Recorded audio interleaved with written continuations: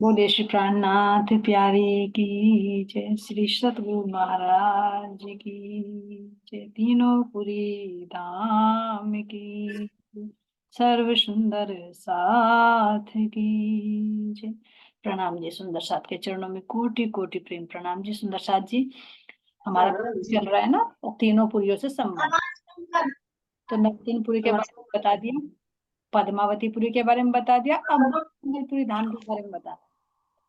चलिए परविता जी, आप बताइए, अनम्यूट करके। जी प्रणाम जी। बाकी यहाँ से एक तो देखिए। हाँ हाँ जी, जागनी का कार्य का मंगल यहीं से शुरू हुआ। और बाईजूराज महारानी जी का पियर भी तो शायद यहीं से ही कम है। जी हाँ, यहीं पर है मायके भी। इतना ही बता जी प्रणाम जी, हो कोई सखी बता भाई। और कोई सुंदर साथ बताइए।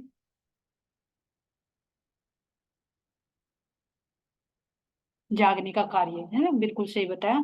क्योंकि जब दो पीठ बनी थी ना, एक नाद एक बिंदु, दो बंटवारा हुआ था ना, नाद और बिंदु का, है ना।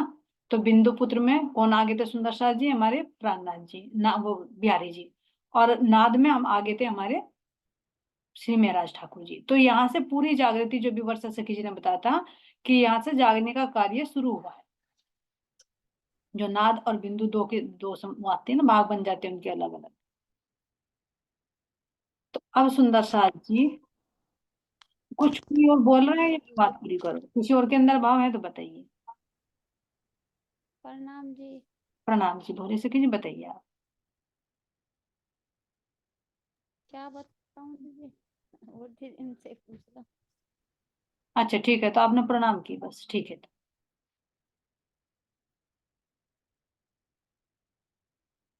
चलिए अनीता जी, आप बताइए कुछ। प्रणाम आंटी जी। हाँ प्रणाम जी। मैं बताऊं आंटी एक बार स्टार्टिंग से? हाँ बताइए। ठीक है। जो हमारा यो नौतनपुरी धाम है जामनगर, ये तो हमारी पूरी होगी। ठीक है। और जो हमारी 5 मंगलपुरी धाम सूरत है, ये हमारा तीर्थ होगा। और जो 5 मुक्ति पीठ श्री पद्मापुरी धाम पन्ना है, ये हमारा धाम होगा। जी हाँ बिल्कुल, जी आंटी। बिल्कुल सही बताया। प्रणाम जी। प्रणाम जी। और कोई प्रणाम जी दीदी। ये भी आती है ना, ये समझो आप इसे पूरे रूप से कि राजश्यामा जी की पहली बैठक देवचंद्र जी के अंदर हुई, तो उसका प्रगटीकरण मतलब जो हुआ वो जाम नौतनपुरी में हुआ। और जो दूसरी बैठक है उसका जो जाहिरी सबके सुंदर साथ के सामने प्रगटीकरण हुआ वो सूरत में हुआ, क्योंकि राज जी ने वहां स्वयं ही अपनी सूरत प्रकट की कि मतलब राजश्यामा जी की बैठक उनकी हृदय में। और तीसरा एक ये भी आता है ना, तो ग्रंथ में आता है, पता नहीं सनन में आता है, मेरे ध्यान नहीं है, कि जादनी ब्रह्मांड का मक्का जो कहा गया है वो नौतनपुरी को कहा गया है, और मदीना जो कहा गया है वो सूरत को, और दरगाह मुकद्दस कहा गया है श्री 5 पद्मावती धाम पन्ना। ये भी आता है ना दीदी एक वक्त। बिल्कुल सही कहा कि ये हजरत मतलब बातों में भाव है हजरत हज कुरान में जो करी को, बिल्कुल सही कहते कहा। हैं हज करी दारुल बक्का, कुछ इस तरह से। हाँ प्रणाम दीदी। प्रणाम जी। अंजू सखी जी, आप कुछ बोलना चाह रहे हो? हाँ वही वर्षा जी ने बोल दी, मैंने कहा तभी तो मैं राज ठाकुर को कहा नहीं था कि मक्का छोड़ के मदीना चले जाओ। हाँ सेम मोहम्मद साहब वाली थी ना वही बात, उनको भी तो कहा था ना कि इनके चाचा अब्बू जहल थे, वो सारी ये बीतक में आता है इनका सारा वर्णन। ये तो हाँ मिल जाइए। हाँ हाँ। अबू जी ने कहा था तभी कि हजरत हज करी लेने मक्का को, है ना। और फिर हज करके कहाँ गए? सदरतुल मोता, यानी अपने अरसे जी, पन्ना जी, जिसको मुक्ति धाम। तो हाँ तभी तो मक्का को नौतनपुरी भी कहा गया, और कहा ना मदीना चले जा, मदीना यानी सूरत जाके सूरत। वहां से जागने का प्रचार प्रसार शुरू करो। बिल्कुल हाँ। बिल्कुल अंजू सखी, तो जागने का प्रचार ही यहाँ से होगा सुंदर साथी। जो प्रत्यक्ष रूप में जो कहा ना, अभी तक तो प्रोक्ष रूप में कर रहे थे मामती जी के अंदर, इंद्रावती जी के धाम हृदय में बैठकर। लेकिन यहाँ पर पूर्ण रूप से साक्षात प्रकट कर दिया कि अब वो कहीं और नहीं, राजी मेरे ही अंदर विराजमान है। इससे पहले उन्होंने जाहिर नहीं किया था। जब हमारे लालदास जी जाते हैं, लक्ष्मण सेठ जी उनसे मिलते हैं, तो तब वे पहली बार कहते हैं कि अब तुम्हारी मंजिल ना, तुम्हारा जो प्रण था कि मैं जब तक दर्शन नहीं करूंगा धाम देने के तब तक अन्न ग्रहण नहीं करूंगा, तो उन्होंने कहा था कि तुम्हारा प्रण पूरा हो चुका, तुम अब यहाँ पर आ गए परमात्मा की शरण। तो यहाँ पर उन्होंने अपने आप को प्रत्यक्ष बोलकर बता दिया था कि अब कहाँ पर है परमात्मा। तो अब ये देखो सुंदर सा जी, जो हमारा मंत्र उतरा बीज, तो बीज कहाँ पर उतरा? हमारा नवतनपुरी। ठीक है, जैसे कहते हैं ना कि पहले बीज उदय हुआ पुरी जहां नौतन, सब पुरियों में उत्तमा हुई जो धन्य। तो यहाँ पर तो नवतनपुरी तो एक बीज रूप हो गया। फिर वो जागने का जो दौर चला, क्योंकि अभी पूर्ण जागृति तो नहीं हो रही थी, वो इंद्रावती जी के माध्यम से हुई, मेराज ठाकुर जी के तन में। वो कहाँ से प्रकट होने चले? महामंगलपुरी धाम से। तो उसको एक ऐसे कहते हैं कि उस ज्ञान, उस बीज का वृक्ष बन गया महामंगलपुरी। यानी जैसे वहां से इस ज्ञान से कल्याण होना शुरू हो जाता है, आत्मिक ज्ञान जागनी से। और जागनी का दौर जब यहाँ से चलता है तो कहाँ जाता है? पद्मावतीपुरी धाम। तो पद्मावतीपुरी धाम एक फल के समान हो गया, जिसको फल मिलता है, जैसे कहते हैं ना मुक्ति धाम, तो फल मिल गया। तो ये तो हुआ सुंदर साथ जी जाहिर है। मैं बातुनी में भी अपने अंदर देखे, तो बातुनी में कैसे हो गया? अंदर देखे कि पहले जब हम सतगुरु की शरण में नहीं थे,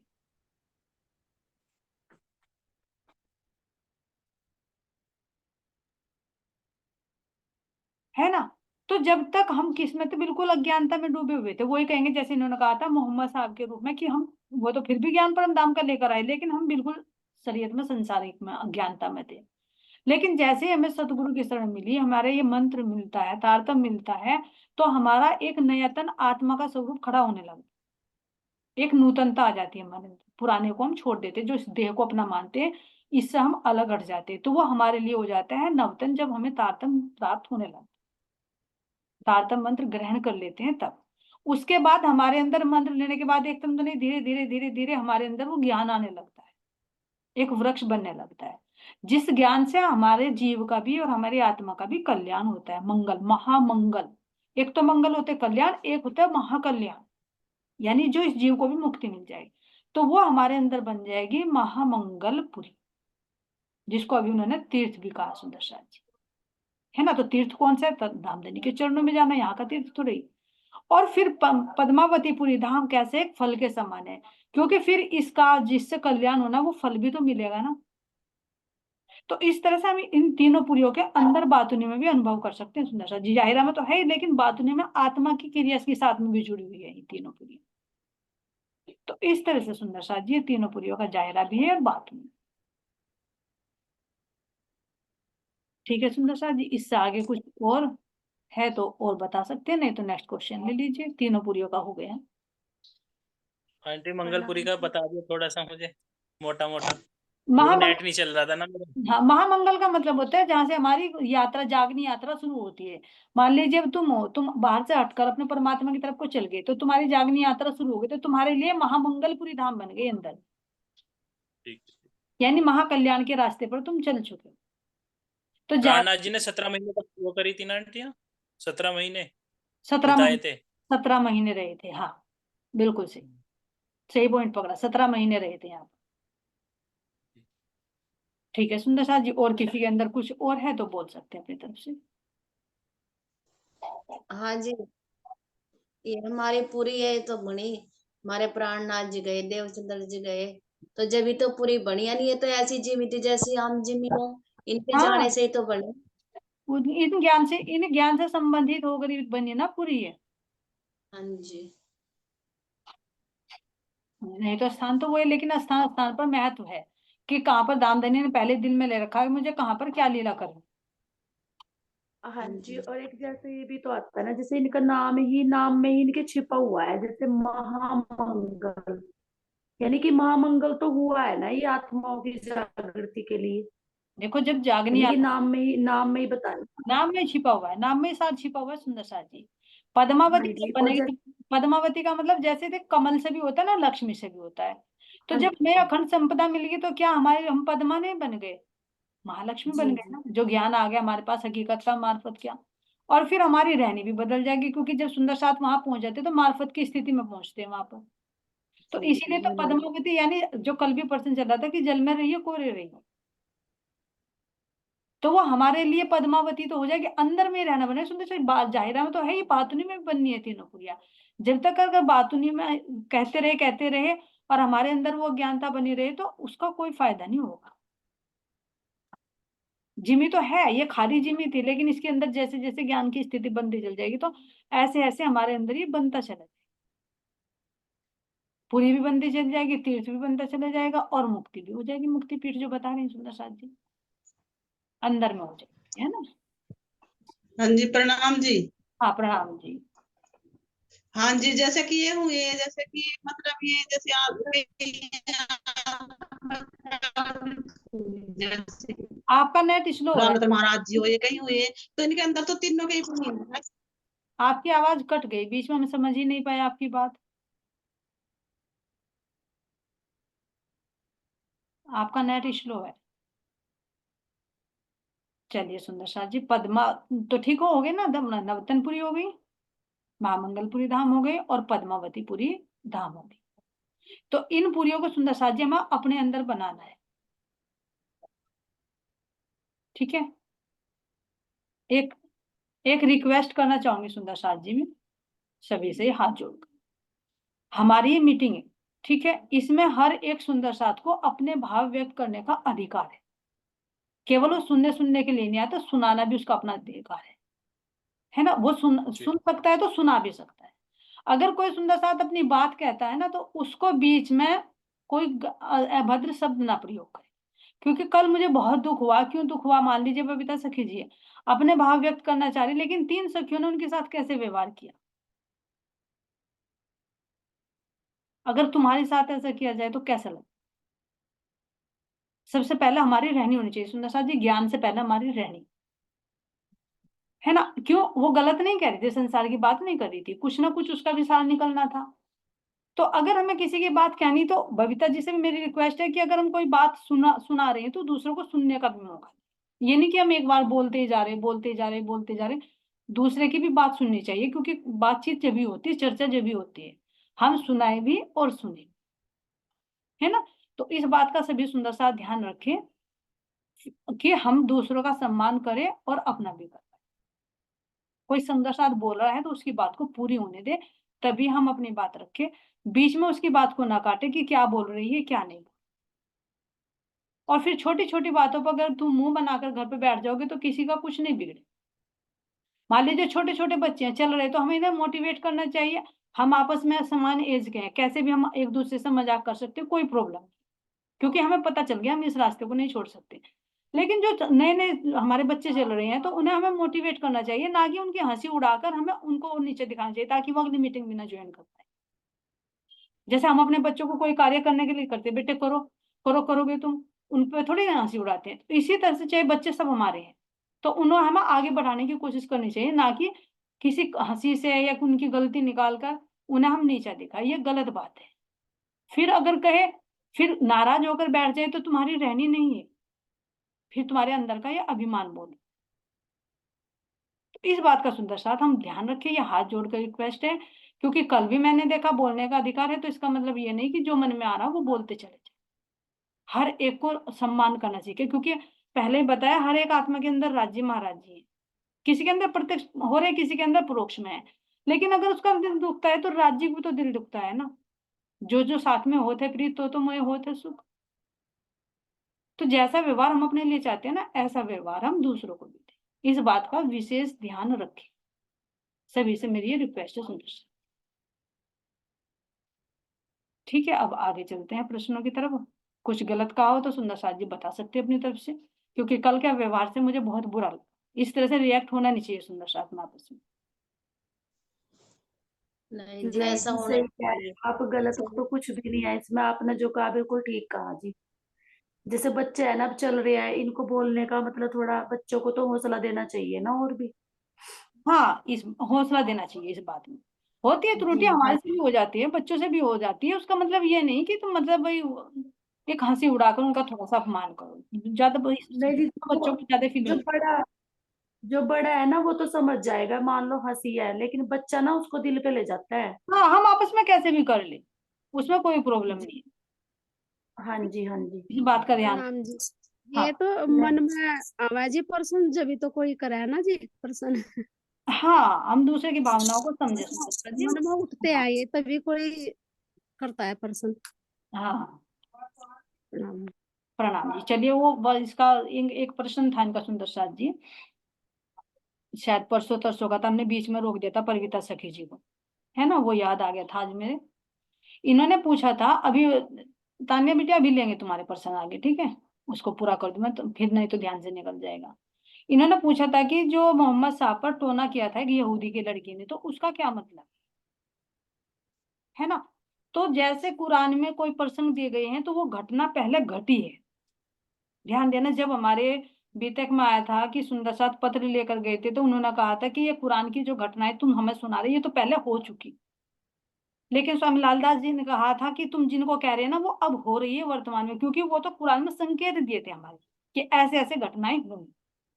जैसे नील नदी का भी आता है, हारून का, फैरून का आता है, तो ये पहले हुई घटनाएं, लेकिन वो यहाँ पर भी घटित हुई है प्राणनाथ जी पर। तो इसी तरह से ये भी एक व्यवहारिक घटना है। कैसे घटना है कि एक यहूदी की लड़की, यहूदी कहते हैं हिंदू को, है ना, तो उसकी लड़की थी, तो वह मोहम्मद साहब पर एक मतलब उस मोहम्मद साहब के प्रति वो कुभाव रखती थी। तो एक दिन क्या हुआ, वो जैसे उनके बाल बहाने के लिए गई, तो उनका जो टूटा हुआ बाल था वो उठा लिया उसने, और उठाने के बाद उसने उसमें 11 गांठें लगाई, और 11 गांठ लगाकर कुएं में डाल दिया, उसके ऊपर से पत्थर रख दिया, जिसको कहते हैं कि टोना कर दिया, है ना। वो 11 गांठ लगाकर पत्थर में, उसमें कुएं में डालकर ऊपर से पत्थर रख दिया उसमें। तो जब मोहम्मद साहब के साथ तो जब्राइल फरिश्ता था, तो ऐसा तो नहीं हो सकता कि जहां पर ऐसी महान शक्तियां हो उनको पता ना लगे।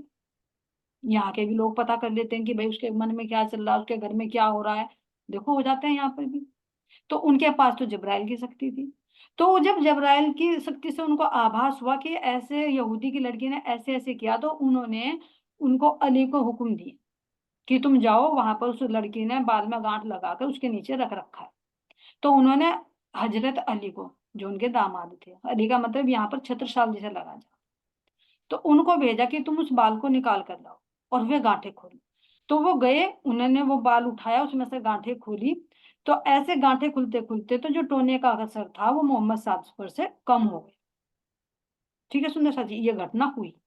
अब क्योंकि जो घटना हुई तो उसका ये तो एक भविष्यवाणी थी कि ऐसी घटना होनी है। हर एक कुरान का जो भी पर्सन है उस हर एक का बातुनी है। जाहिरा में हुई क्योंकि संकेत था, लेकिन बातुनी में होना था। तो अब ये देखिए, यहूदी की लड़की किसका संकेत है, या किसका प्रतीक है, जो ये माया है उसका प्रतीक है। ठीक है, अब बाल जो लगाया, क्योंकि यहाँ पर ज्ञान होता है, बुद्धि होती है, तो जो बाल है वो ज्ञान का प्रतीक है। तो ज्ञान के यानी मोहम्मद साहब के अंदर जो ज्ञान था, उस ज्ञान में 11 गांठें लगाई, यानी उस ज्ञान को यहाँ 10 इंद्रिय और 1 मन, क्योंकि इनसे कर्म होता है, कर्म कांड, है ना। तो 10 इंद्रिया और 1 मन, उस वो 11 गांठें लगा दी, यानी जो जागृति का ज्ञान था उस जागृति के ज्ञान को यहाँ इन इंद्रिया और मन से बांध दिया, और इस भव सागर रूपी कुएं में डालकर पत्थर रख दिया। पत्थर का मतलब उस ज्ञान को निष्क्रिय कर दिया, जो जागृति ज्ञान आत्माओं के लिए है प्रसंग। कहते ना यहाँ पर कि तेरी अकल पे क्या पत्थर पड़ गए, पत्थर का मतलब काम ना कर पाना। और कुआं किसका प्रतीक है, इस भवसागर। तो जब आत्माएं यहाँ पर आई, तो आत्माओं की जो सूरता है वो किससे बन गई, शरीर से। शरीर में 10 इंद्रियां और 1 मन, जिससे कर्म कांड होता है। तो वो कर्म कांड में बंध गई, जिसके कारण वो आवागमन में घूमने लगी। किसने किया, ये माया ने, जो यहूदी की लड़की है उसका प्रतीक है। तो ये माया ने क्या किया, हमारी जागृति बुद्धि पर पत्थर रखकर इस भवसागर रूपी कुएं में डाल दिया। लेकिन अली क्या है, एक विश्वास का प्रतीक है, श्रद्धा का प्रतीक है, जैसे छत्रसाल जी के समर्पण का। तो जब परमात्मा का ज्ञान आया, तो उसी ज्ञान से तो अंदर का ज्ञान प्राप्त चला, वो अज्ञानता रूपी गांठें खुली, जो 11 गांठ है। तो कहते हैं ना कि 11 गांठों का मतलब है कि 11वीं शताब्दी में पूर्ण जागृति होगी, जो कहा था मोहम्मद साहब ने कल के दिन। कल का दिन मतलब यहाँ दुनिया के 1000 और खुदा का 1 दिन, यहाँ की 1 रात्रि, खुदा के 100 वर्ष। तो कितने हुए सुंदर साथ जी, यहाँ के 100 वर्ष और खुदा की 1 रात्रि। तो यानी 1 दिन और 1 रात्रि बीतकर अगला दिन ही तो होगा ना खुदा के हिसाब से। और यहाँ 1000 की तो दिन हो गए, 100 की हो गई रात्रि, तो ये 1100 हो गई। तो 11वीं शताब्दी में कहा कि 11वीं शताब्दी में पूर्ण जागृति होगी, जब ये गांठें खुलेंगी। तो यो जो प्रसंग था, घटना जो घटी थी, ये ब्रह्म आत्माओं के लिए घटी थी कि ऐसे ऐसे होगा। और जब अंदर श्रद्धा, विश्वास और समर्पण होगा, वो अली होगा एक विश्वास का प्रतीक, तो तभी एक एक एक गांठ खुलती चली जाएगी। जैसे एक संकेत उसमें आता है ना हमारा भागवत में, कि जो धुंधकारी था, तो धुंधकारी ने कथा सुनी भागवत की, किसमें? बांस के अंदर बैठ, जो 7 गांठों वाला था। तो जैसे जैसे भागवत कथा सुनता रहा, वो एक एक गांठ खुलती चली गई बांस की। तो वे कौन सी है सुंदर साथ जी? कौन सा बांस है? धुंधकारी हमारी बुद्धि है, 7 चक्र हमारे इसमें है, तो इन 7 चक्रों में ही तो बंधी हुई रहती है बुद्धि, हे भव सागर में। लेकिन जैसे जैसे ज्ञान आता रहता है, ज्ञान आता रहता है, क्योंकि बेहद का संकेत है इसके अंदर, तो वो एक एक अज्ञानता रूपी गांठ खुलती चली जाए, तो धुंधकारी का क्या हो जाता है? मोक्ष हो जाता है, यानी यहाँ की बुद्धि की अज्ञानता हट जाती है। तो जैसे भागवत में हमारा संकेत है, ऐसे ही कुरान में हम ब्रह्मात्माओं के लिए, तो ये संकेत है कि 11 गांठ खुलना, यानी एक एक सदी में एक गांठ खुलना, 11वीं शताब्दी में पूर्ण जागृति हो जाना, बातुनी में इस तरह से घटित होता है, जो इनका प्रसंग आया था। लेकिन जब हमारे मूल मिलाप का राज्य के श्रृंगार का चल रहा था, इसलिए इस लाइन पे जाना ठीक नहीं था। ठीक है सुंदर साथ जी, तो ये था एक प्रसंग आता है, उसमें चौपाई भी है किरंतन में, 108 प्रकरण की 44वीं चौपाई है। चलिए सुंदर साथ जी, अगर इसके साथ संबंधित कुछ और सूचना सुंदर साथ के पास तो बोल सकते हैं अपनी तरफ से। कुछ ये क्वेश्चन मन में खटक रहा है बोलो बेटा। आंटी, जो हम ब्रह्मात्मा है, हम अपने कर्म अनुसार आई या डायरेक्ट वैसे ही आई हैं? कर्म देखो, कर्म तो होता है, जैसे परमात्मा का कर्म नहीं है, ऐसे ही आत्माओं का भी कर्म नहीं है, आत्माओं की तो लीला होती है। तो नहीं परम धाम में हमारी ये लीला है, जो धनी ने ली खेल दिखाई। जी। नहीं, जैसे कोई कोई अमीर बना, कोई गरीब बना, कुछ किसी को ज्यादा ही कष्ट हुए, उस बेस पे कह रहा हूँ मैं। अच्छा अच्छा, ये तो देखो, जो अमीर गरीब होना है तो जीव के कर्म। अच्छा जी। हर एक 3 गुणों के अधीन जीव है, तो हर एक तरह पे जीव पर आत्मा बैठकर इस खेल को देख जी। रही है ना। जैसे बारिश की बूंदें पड़ती है, कोई आग में गिर जाती है, कोई समुद्र में गिर जाती है ना, उसका रूप बदल जाता है। समुद्र में सीप में गिर गई तो मोती बन जाएगी, केले के जी। गिर जाएगी तो कपूर बन जाएगी, आग में गिरेगी तो जी। जल जाएगी, जमीन पर गिरेगी तो रेत में मिट्टी में मिल जाएगी। है तो बूंद एक ही, जी। लेकिन जैसे की संगति पाएगी वो वैसी बन जाएगी। इसी तरह से परमधाम जी। से सुरता है, तो हर एक जीव, मतलब हर तरह की कैटेगरी पर तीन तीन स्वभाव के जो जीव हैं, तो वो जीव जी। के कर्म है कि कोई अमीर है, कोई गरीब है, कोई दुखी है, कोई सुखी है, जीव के कर्म है, आत्मा के कर्म नहीं होते। आत्मा की जी। तो जी। लीला है, जो धाम धनी की एक लीला हुई खेल दिखाने की, तो उस लीला के कारण है। ठीक है। लेकिन पर यहाँ आज मैं लीला को भी कर्म बता दिया यहाँ। जी, आज आंटी उसमें रास में निकल रहा था 313 आत्माएं आई, वो क्या है 313? 313 नहीं, 313 आत्माएं देवचंद जी के समय में जागृत हुई थी। अच्छा अच्छा अच्छा। हाँ, आई तो ठीक 12,000 ही, 313 उन्होंने जागृत की थी। जी, जागृत करी थी। परामोशी में हो गए, लेकिन एक इंद्रावती सखी है, धनी जगाई मोहे एकली, मैं जगाऊं जुट के जुट। जी। एक सखी जागृत रही, बाकियों को फिर दोबारा से उन्होंने जागृत। ठीक। ठीक है, जी आंटी, प्रणाम। प्रणाम जी, प्रणाम जी। हाँ, जैसे 313 आत्माएं का प्रश्न आता है अभी, जो किया सुंदर साथ जी ने, तो 313 का जी कुछ बातूनी भी है। शायद अभी मेरे दिल में नहीं आ रहा, हो सके तो कुछ ना कुछ राजी दे। जी ठीक है, हो सकता, प्रणाम जी। प्रणाम जी। आप कुछ कह रहे थे अंजू जी, आपकी बात रुक गई थी बीच में। हाँ जी, मैंने कहा अभी आप जो 11 गांठों वाली बात बता रहे थे ना, तो जो चौपाई आती है वो इसी से रिलेटेड है ना। वो अंतिम चौपाइयाँ आती है, नौवीं आ गया अरफा ईद गई, ले 10वीं आगू सब लीला भाई, वो इसी से रिलेटेड है ना। मतलब 9वीं 11वीं मज कोई है, 9वीं 10वीं 11वीं, जो मोहम्मद साहब 9वीं, फिर 10वीं, और फिर 11वीं। 9वीं में मोहम्मद साहब, 10वीं में देवचंद जी, 11वीं में प्राणनाथ जी। ये इसी हाँ से संबंधित है। फिर 12वीं में ईश्वर सृष्टि, क्योंकि 1400 वो 1745 तक तो ब्रह्म सृष्टि की जागनी, उससे बाद में फिर ईश्वर सृष्टि, और फिर जीव सृष्टि की, 13वीं में कायम जीव सृष्टि, ये इसी से संबंधित है अंजू सखी।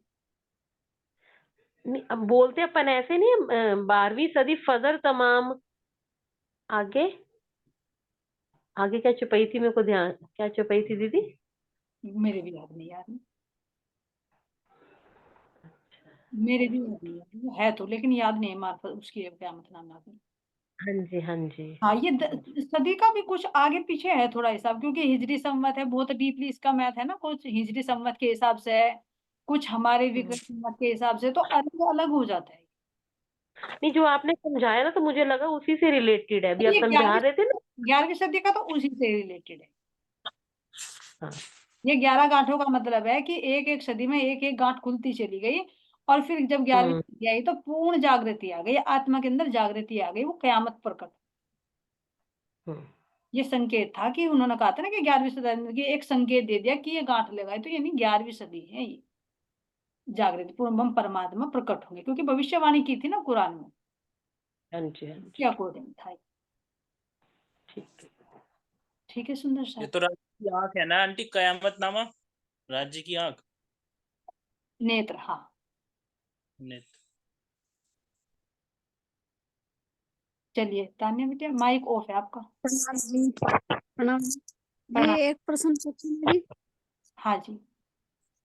जी जैसे 8 बहिष्ठ बताई जी, इनमें 8 बहिष्ठ में क्या क्या हो जी?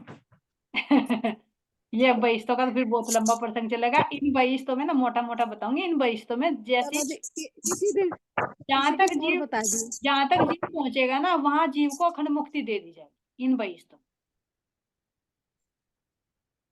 ठीक है, आपका माइक ऑफ। उनकी भक्ति होगी जीवों के लिए स्थान है ये। जी। ठीक है, जो जहां तक की भक्ति करेगा, जहां तक का ज्ञान ले लेगा, जहां तक की चलनी बना लेगा, वो वहीं पहुंचे। हाँ जी, मैं यही सोच रही थी कि जब 8 बहिष्ठ है तो उनमें कुछ होता ही होगा। हाँ, जैसे ब्रज किसके की लिए लीला है? है, भाई ब्रज में है तो ब्रज की लीला हो रही है, रास की लीला हो रही है, जैसे सतस्वरूप के निर्मल चित्त में परम धाम जैसी लीला होगी, इस तरह से हर एक में है, बैकुंठ में अपनी लीला है, ज्योति स्वरूप में अपनी लीला है, प्रणव ब्रह्म में, सब में अपनी अपनी लीलाएं हैं, है ना, ले लेंगे कभी इसका लीलाओं का भी। ठीक है सुंदर साथ जी। चलिए तो भाई तान्या, एक, हमारा हाँ, एक बात मैं कहना चाहूंगी सुंदर साथ जी। आज जो बात उठी ना तान्या बिटिया, बिल्कुल वो कर लो कि हमारी देखो मातृभाषा है हिंदी, अगर हम इंग्लिश में भले ही परफेक्ट हो, लेकिन अपनी मातृभाषा में हमें कमजोर नहीं होना। ठीक है, सीखो सारी भाषाएं, लेकिन जो अपनी मातृभाषा उसमें हमें कमजोर नहीं, उसमें कहीं हमें नीचा नहीं हो जाना चाहिए, है ना। जैसे हमारी मातृभूमि है ना, तो हमें ऐसी अपनी मातृभाषा पे भी तो गर्व होना चाहिए ना। तो कोई आगे से उंगली ना उठाए कि ये हंसी ना करे कि भाई इंग्लिश तो बोलते हिंदी नहीं।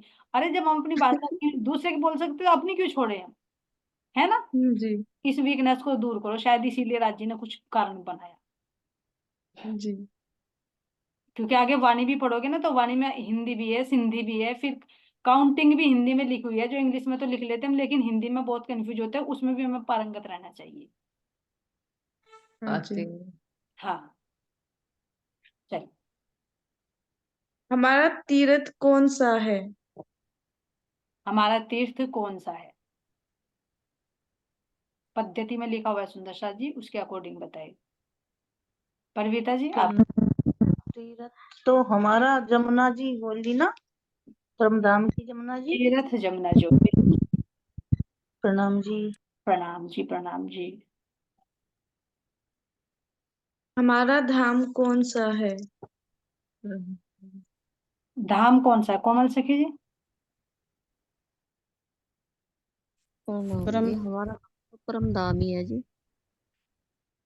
धाम हमारा परम धाम।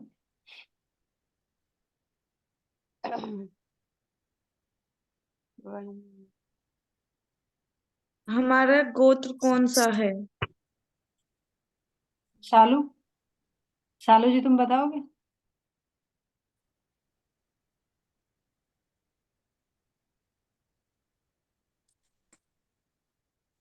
चलिए, गोत्र तो अब बताया था ना, वही तो दिक्कत है, चिदानंद। हाँ, गोत्र चिदानंद जान, बिल्कुल सही। चिदानंद जान। क्या? चिदानंद, चिदानंद, चिदानंद, चिद और आनंद, राज्य और श्यामा जी, अच्छा, क्योंकि चित और आनंद। हाँ, चिदानंद दोनों को मिला दीजिए, संधि कर दीजिए दोनों। हमारी साला कौन सी है? चलिए, मैकोबाई जी बताओगे साला?